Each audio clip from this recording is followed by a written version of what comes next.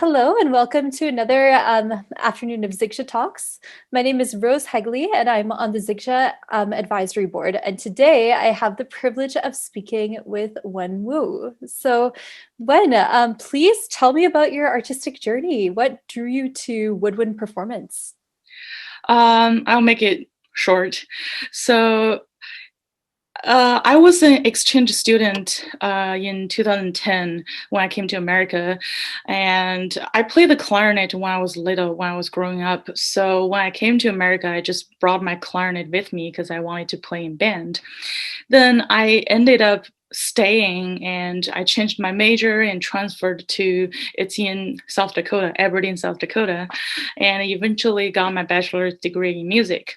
So during my undergrad time in South Dakota, I really wanted to play in jazz big band, but I only play the clarinet. So the professor said, if you want to join, you have to play the saxophone.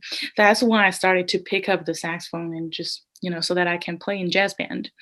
And then my professor in South Dakota, he encouraged me to pursue higher education, and he graduated from Arizona State University in Tempe, Arizona. So I just followed his step and did the same thing. So I received both my master's and doctorate degree at ASU in music performance. And during my time at ASU, I got very into Broadway musicals. I just absolutely love the music and especially the pit orchestra. It's just so fascinating to me. And I wanted to be one of the pit orchestra musicians. So I started to take flute and oboe lessons and also I just started to play shows locally in Arizona. So basically that's how I got into the woodwind area. That's so exciting. And what I love as well is that you have capabilities on multiple instruments. And so I'm certain that must open up different types of opportunities for you. Yeah, that absolutely. Yeah. So I know you touched on this a little bit already, but exactly what instruments do you play and what kinds of music do you perform? So I play if in generally I play clarinet, saxophone, and flute. Like every those instrument in their family, like bass clarinet to E flat clarinet and piccolo and flute and all the saxophones. And I also took oboe lessons and played a couple shows on that. But it's not like a professional soloist level. I As for musical styles, I play all kinds of music. So at ASU, we were really focusing on like fundamental and traditional studies, but also at the same time, we're big time contemporary techniques and ideas and commissions. Yeah, so me and my friend commission new music every year, just to keep the repertoire. And then at the same time, like I mentioned before, I was very into Broadway musicals and traditional jazz. I just love, New Orleans style jazz or Dixieland jazz, that kind of music. So I also have my own jazz band. And then a few years ago, I joined an authentic Brazilian band because I've never played Brazilian music, so I just figured, why don't I learn something new? So I joined this band and started to play choral music on flute and clarinet. And I'm also a big fan of klezmer music. So I was featured to be a klezmer clarinetist for a few times in like national or international performances. So I know that sounds like I'm full of myself, but I always feel like a good musician should be well versed, and it's not like you have to be good with at everything, but you should at least know how to play this kind of music and know different kind of music. And I think that's what I'm trying to achieve. So I try to play all kinds of music also just to keep myself not bored. Yeah. Super interesting. And something that comes to mind is how do you balance different styles? Because I know, for instance, I'm a singer, and when I use my voice in a very certain style, then go to a different style, there might be a period of mental transition that goes on. And I'm curious, is it similar for being a multi woodwind player? Oh yeah. it's a big struggle at the beginning. I was so many tears and struggles. So I came up with a method, I guess. So especially for like, I don't know if you ever seen in Broadway musical in the pit when musicians switching instrument. Sometimes they only have a few seconds to switch from this instrument to that.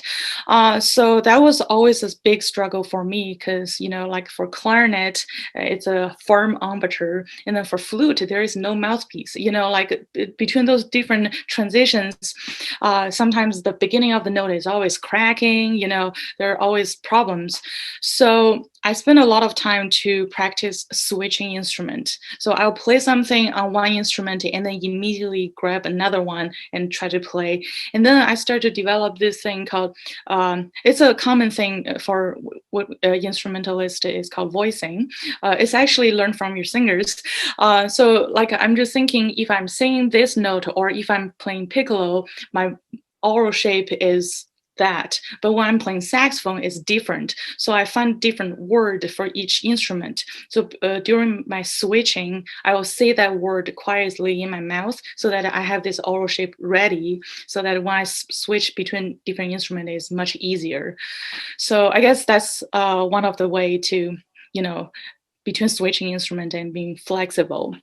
And also as for like, between teaching and performance, if you mean like balancing life, that kind of thing, it's actually worked out pretty well because as a teacher, I teach students during the day, and then pretty much all my performance are at night. So it's just like, during the day you teach, at night you perform, and there is no conflict. And when I teach, I usually have all my instrument out so that I like to demonstrate for my students. One is, you want to set a good standard and you want to like play with the student to, and then second is also for myself to practice. I can practice during breaks or between students, and so I guess that's how I balance it.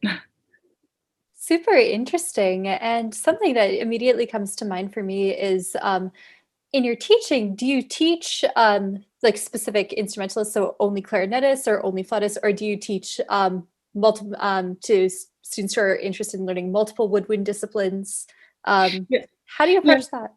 So that's actually different. So I teach woodwinds I was teaching woodwinds in high school, so that including all the woodwind instruments. And as you know, my degree is on clarinet performance. So even though I took all the flute and saxophone lessons, that's not my degree yet. But I understand how the instrument works, and I understand how to solve the problems. So I can teach high school students how to play their proper instrument. But after they reach a certain level, I don't think I should be the person to keep teaching them. So I will refer them to a flutist, or a saxophonist to get a higher or more advanced study. And what was the second half of your question? And I think that was pretty much it. Like whether you only taught, for instance, one instrument versus several different disciplines. Oh yeah. And also right now I'm teaching at a community college, so I'm hired as a clarinet professor, a adjunct faculty. So all my job is teaching clarinet, which is like my major. And I teach not only individual lessons, but also ensembles, like a woodwind ensemble or a clarinet choir, that kind of thing. That's super interesting. And this is coming from a more personal standpoint, but I know you touched on this a little bit before, but in your teaching, do you implement music by living composers, or do you ever work with extended clarinet techniques? And if so, what are your approaches to them? That's a very good question. So it actually depends. It's a lot of students, like younger students, in my opinion, I feel like fundamental things are very important. And so I try to introduce them to standard repertoire. However, I also understand that not everybody like classical music. You have to teach them whatever they like. If they don't want to be a music major in the future, if they just want to play instrument for fun, then the first thing is interest. So I'll like, if they want to play pop music, I'll find music for them to play pop music. If they want to play jazz, let's do jazz. So it all depends on what they want. I feel like it's more, if you get interested in the instrument and you really want to play it, then we can talk about technical stuff and fundamental stuff. And then for more advanced student or like a college level student, I think you don't have to play all the standard repertoire because that's a lot and a lot of money to buy music too. But you at least have to know them and at least have to heard them before, right? So you have to have your traditional repertoire. And then at the same time, you have to know what's the trending music for clarinet nowadays, like people using circular breath or the people using different kind of contemporary techniques. So yeah, those are something that you don't have to like them, but you have to understand them. So that's what my idea is. That's so true. And it's also interesting, like thinking about the extended techniques like multiphonics. I can imagine for some students, if they haven't heard that before, it must be quite a surprise, all the different sounds that you can make with the clarinet. And especially because some of them are not necessarily the most beautiful of sounds, and some of them might be just a little bit more, I guess, ugly on first listen. So it must be interesting to just saying, oh, go in this direction. It's try and enjoy the sound for the sake of sound rather than being like, oh, the sound is not what I'm used to, therefore I'm not going to play it. So exactly, yeah. It's just like my grandma, every time when I play the clarinet, my grandma will say like, oh, let's eat food so that I can stop playing. She doesn't like, she thinks clarinet music is noise, especially those multiphonics. She's just thinking it sounds like dying cat. That's how she describes it. Yeah, but I just feel like when I just started to, when I just came to ASU, Arizona State University, I didn't know anything about multiphonics or quarter tone or anything of that. And so the first time when I listened to a concert with all the quarter tones, I feel like my ear is not functioning because, all the sound are just so weird to me. And I was so overwhelmed and I don't even know how to play the clarinet anymore. And my teacher, there was one time he gave me a piece, his contemporary piece, right? And then I played it. I absolutely hate it. But my professor is, he's the teacher. I have to listen. That's how I feel like I have to listen to him. He wanted me to play this. I'll do this. And then during my lesson, after I played the piece, he said, you don't like this. I said, oh, how do you know? He's like, because there's no feeling in your music. If you don't like this, you need to tell me. And you don't have to like every single music, but you have to at least know what's going on. And I thought that was very inspiring. You don't have to like all the music. Some people love electronic music. Some people just love string quartet. You can't force what people want to hear, but at least you can introduce them to tell them this is how you listen to this kind of music, or like this is multiphonic is not noise and this is what technique we're using, that kind of thing. It's about knowledge. It's not about forcing somebody to accept something. Exactly. And I think just in general, encouraging musicians to have an open mind to things. And exactly, yeah. I mean, since you work in so many styles as well, just understanding that sound really changes depending on the context that you're in. And I can imagine that when you're playing clarinet in Dixieland versus playing a traditional clarinet concerto, like does your conception of sound change? Yeah, there's a lot of flexibility, and it's actually a fun process to figure out this sound and that sound, and how to switch between sound. It's a pretty fun journey. It is. And so I'm curious, like, how has your work been impacted with the pandemic? Are you doing a lot of Zoom teaching? Are you doing Zoom performances? Have you been able to collaborate with your friends and colleagues? So it's actually been good and bad. So in Arizona, our lockdown started on March 15th. And I actually just played a matinee show on that day. And then that night was the shutdown. And before March 15th, I was booked for all the performance all the way to end of August. And then as for the day, March 15th, I lost all my gigs and income. So yeah, it's as a freelancing musician, because I for the community college, I'm just an adjunct faculty, so there's no guaranteed income.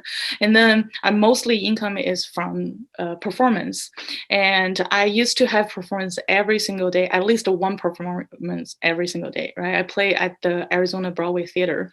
And then on March 15th, midnight email, all the shows canceled. So yeah, it was a big, I guess, mentally, I was just like, what is going on? When are we going back? No one knows when are we going to go back to the theater, So at first I just thought, oh, it's a good thing, just have some break and practice some things. But, now is the end of mid December, so it's been 9 months and we're still don't have any work. So it's already past that happy time like, oh, this is a break. So I'm not the only one struggling. Pretty much all my freelance musician friends, they lost everything. Yeah, so it's pretty bad. And as for teaching, I'm luckily I still have the adjunct faculty job at the community college, so I have a few students who are willing to take Zoom lessons, because Zoom is not for everybody, especially if some people they really prefer in-person lessons, and instrument music, this kind of thing, it's very interactive. You want this person to actually physically in front of you.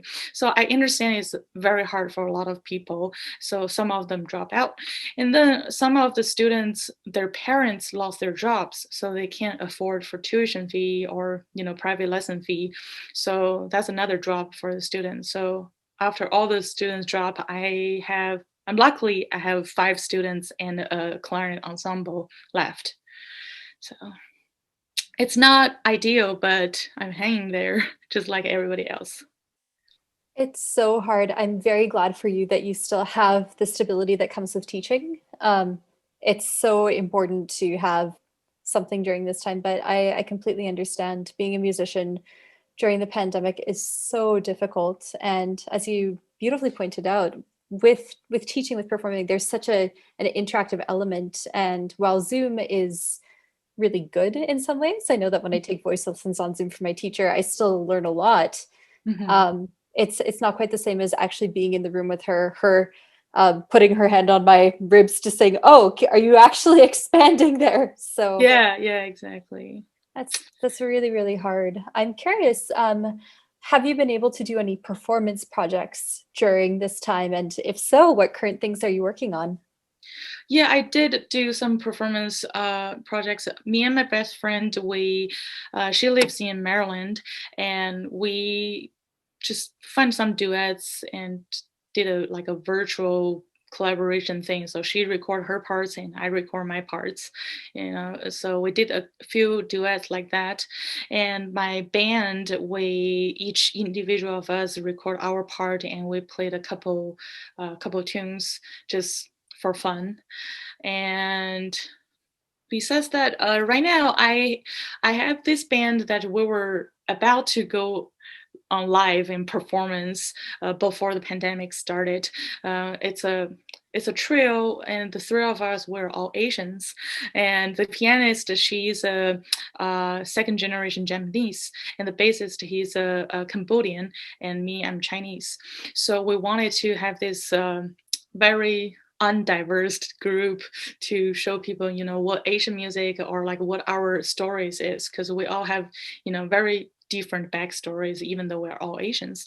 So, but the pandemic started, and the pianist, she's, like, we are all very careful, but, like, you never know what's going to happen. So our rehearsal just keep getting pushing, because, there's no way to do a Zoom rehearsal because the delay and the sound. Yeah, so we haven't had a rehearsal since February. And yeah, now we're trying to have a live show kind of thing in January. Just hopefully everything will get a little better so that we can have a live stream concert. So that's what we're working on. I'm really happy that you've been able to continue to make music during this time. And I know that virtual collaborations are always tricky. You brought up the latency, which happens over Zoom, and it's so not ideal as a Yeah. musician. I think it's hard too because you really have to keep an eye on the number of cases in your state. And so during Oh yeah. times when the caseload is a lot lower, then maybe it's safer for all of you to come together in person. But I know right now where I'm based in Massachusetts, there's like 5,000 cases a day. And so Oh yeah. Yeah. several of my musical collaborators and I have been like, nope, we are delaying this until it's safer. Yeah. Yesterday, Arizona had 12,000 cases. Oh, Yeah, and especially like for wind instrument, like I'm playing an instrument that I can't wear a mask, and I'm just blowing air out. So like I have to consider if other people are comfortable with me in the room or not. So and feel like for any performance, like other instrument, piano or guitar or bass, they probably can still perform with a mask on. But for me, I'm probably the last one to have my job back as a wind instrumentalist. so hard. Yeah. Yeah. I'm glad though that you're still continuing to make music though and collaborate and learn. It's so important during this total unprecedented thing that I mean, I never thought that in my lifetime I would live to see a global pandemic, but here we are. Yeah. But after this, we can say we're survivor. We're the Exactly. history survivor. We are. And I do think that similarly to you in the beginning part of the pandemic, I found that really because when you're performing every single day and when you're constantly prepping, sometimes I find that my technique goes out the window because I'm just so focused on executing the music. And so I will say during the earlier part of the pandemic, um, just having that time to focus on technique, I found that I improved very quickly on things that I just simply didn't have time to address before. So Yeah, totally. Yeah, this pandemic definitely, like if you use the time wisely, there are like new skills to learn and like new things to figure out. And yeah, that's why it's a good thing and bad thing. Like you have to deal with your emotions too. It's a roller coaster, like depressing because there's no future, don't know what's going on, but also happy that you have all those time to do things that you normally won't have time to do. So exactly. there's a silver lining to it. There is. And I'm curious, where can our audience find out more about you? The music that you do, all of your collaborative ensembles. Do you have like social media, website? Yeah, I do. So my band, we have a website. It's called Lava Hot Jazz Band, and the jazz is JASS because we want it to be cool and tradition. So you can find us on. We have a website, and my husband actually developed the website. He's the bass player in my band and also the website developer. And so we have that website, but you can see that we didn't have any gigs since the Valentine's Day. So yeah, there's nothing really new going on.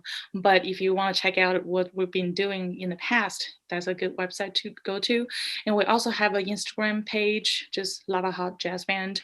And personally, I have my like a music account, just when yeah, I can probably send you a message.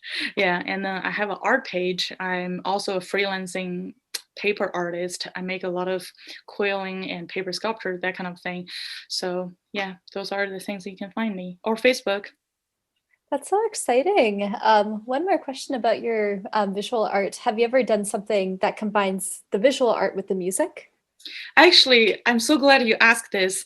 I've been looking for a dancer who's willing to collaborate with me, and so far I haven't had any luck yet. So I always wanted to do something experimental. I don't want to call it weird, but it's like a more like a free improvisation and experimental, that kind of thing. So I have this big project that I really really want to do, is me playing. It has three movements. It's all about shapes, so either line or dots or shapes, and the dancer and me will, based on the different shapes, and to do different free improvisation, and then I can play whatever based on what I see of the dancer's movement, and or vice versa. So that's the thing that I've been wanting to do for a very long time, but I still haven't found a dancer yet. So if you know any dancers who wants to collaborate. Absolutely. And for our audience, if you dance or if you're interested or know of any dancers, please send them Wen's way. Yeah. Also, some of our ZIKSA artists are dancers. We have a lot of Indian classical dancers, and we also have we have a really wonderful ballerina on board, Stephanie Herman. So potential collaborators through the network as well for you. Exciting. Wonderful. Wen, thank you so much for your time and for your wonderful, rich answers to these questions. It's been a pleasure getting to learn more about you and your art. And I really look forward to hearing your talk, presentation, performance whenever it happens. Thank you so much for having me. Thank you. Take care. You too.